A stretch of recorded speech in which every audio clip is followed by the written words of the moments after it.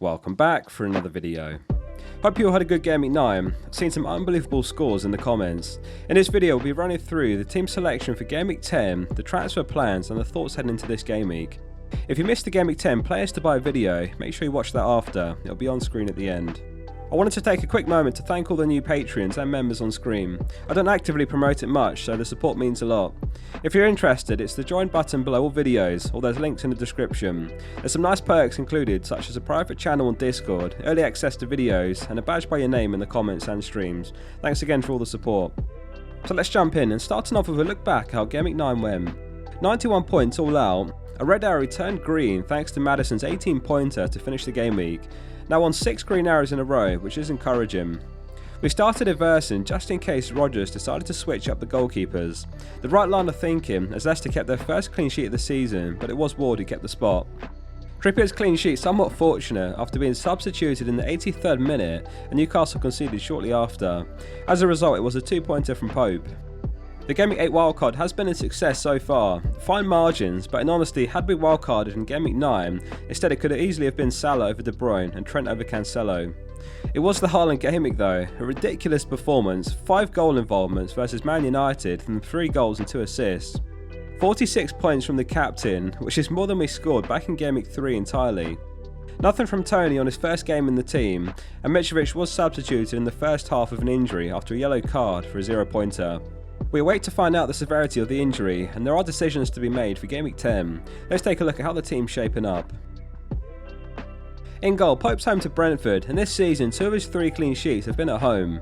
Newcastle are third on the clean sheet odds for Gameweek 10 with a 36% chance. Chelsea and Man City the only 2 of higher odds. At home, Newcastle have an expected goal conceded every 94 minutes, which is very impressive. Only City, Arsenal, Liverpool and Tottenham have fared better. For the first time in a while, we're back to a back 4 and they're all playing at home. It's Trippier, Cancelo, James and Fofana. Trippier is now first among all defenders for expected goal involvement, crosses, chances created and corners. He's risen to 5.5 mil, which is realistically what he should have started the season at, and it's not too late to get him if you don't own him. Cancelo, on the other hand, has discouraging attacking numbers. He's 26th for expected goal involvement among defenders.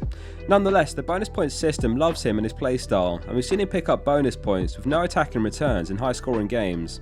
It's a great fixture for City against 16th place Southampton, who are also 16th for expected goals over the season. We have a double up of double ups with 2 Newcastle and Chelsea defensive assets. We really need to see more from James, who simply hasn't justified the 6 mil price tag so far with 24 points. When you look at players who have scored more, such as Collins, Emerson Royale and Struijk. Fofana gets his first start in the team as planned. Potter did line up with a back 4 against Palace in the away win, where Fofana started alongside Thiago Silva. If he sticks with a back 4, it could become a concern, as there's Koulibaly also competing for a spot in the back 2. You'd imagine for what they spent on Fofana, he would start, but he's not a Potter signing. It will be Wolves' first game after largest sacking. The midfield is Maddison, Saka, De Bruyne and Martinelli. Surprisingly, Bournemouth have kept 3 clean sheets at home, which is more than any team. Maddison travels there in Gameweek 10, looking to continue his form. During the last deadline stream, one thing we were discussing, which is immeasurable, is player motivation. With the World Cup looming, some players are still fighting for a spot on the plane, such as Maddison, who was left out of the last squad, and also Tony, who didn't get a single minute when he was called up. For some players, this will be the peak of their motivation this season. Saka has served the team fairly well and likely to be sold this game week as planned. You can probably already guess who we're looking at. At the end of the video, we will talk about who's in my thinking and what the benefit of rolling instead would be. De Bruyne has the most assists of any player in Europe's top 5 leagues this season, and it's a fixture that leaps out this game week home to the Saints. Impressively, they actually held City to a 0-0 draw last season, though we've seen City put 5 and 6 past them in previous home encounters before that. He's top among all midfielders for expected goal involvement this season with 5.7 XGI. This calendar year, De Bruyne has 46 more points than Salah and scoring on average 1.8 points more per game. A quick reminder that if you are enjoying the video, please hit like and subscribe to follow my team and other FPL content this season. Just a thought regarding Martinelli and Fofana. Depending on Mitrovic's availability, there is a decision to be made on these 2. As it stands, they both get the nod with Mitrovic benched, though naturally if Mitrovic is fully fit, then he joins the team and it is one of Fofana or Martinelli that would drop to first on the bench. The front two is Tony and Haaland. It's another week with a striker facing our defenders, which of course is never an ideal situation, but it does happen. Certainly if we do lose the Newcastle clean sheet, then it needs to be a Tony goal involvement or two. He's a long-term pick with more than good enough fixtures to expect him returns over the next 5, and he's another one fighting for a spot on the plane ahead of the World Cup. One of the most obvious captaincies of the season, Haaland. It's a 10-man game this week, that's for sure. His effective ownership will be pushing 200%, and anything he gets you will be irrelevant in terms of rank game. He's 40 points clear of any other player, and we could be witnessing a special season before our eyes. On the bench it's Aversa, Mitrovic, Andreas and Nico. As mentioned, Mitrovic was subbed with an injury last match, perhaps a reoccurrence of the injury he picked up over the international break. If Silva advises that it was a minor one and he is back in training, expected to start etc, then he will join the team, probably in place of Fofana. In terms of the transfer plans, the team's in great shape at the moment. There is the option to roll the transfer this week.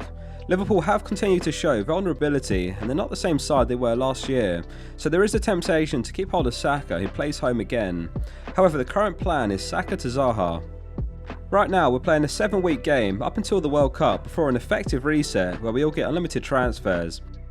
Each week this mini game, if we want to call it that, gets a week shorter. A good way of looking at things in my opinion. The closer we get, the braver we can be. If we look at Crystal Palace's fixtures, they're perhaps the best in the league from Gameweek 10 to the World Cup. Zaha faces a lot of leaky sides over that run, so he looks an obvious replacement. This move also leaves 0.6 mil in the bank, which leaves the flexibility of doing De Bruyne to Salah in Gameweek 12 if it looks sensible at the time. Right now you'd say De Bruyne is the better FPL asset, though Salah would be an obvious captain in Gameweek 12 home to West Ham, so the pieces fit together to make this transfer now. Nottingham Forest in Gameweek 13 also looks like a great fixture for Salah despite his relative underperformances. That wraps up the Gameweek 10 team selection, thanks for watching. Before you go, please hit like on the video and subscribe for a season packed of FPL content to help you get a good rank and win your mini leagues. I'll read all your comments, so let me know how you got on and your thinking for Gameweek 10. See you soon for the next one.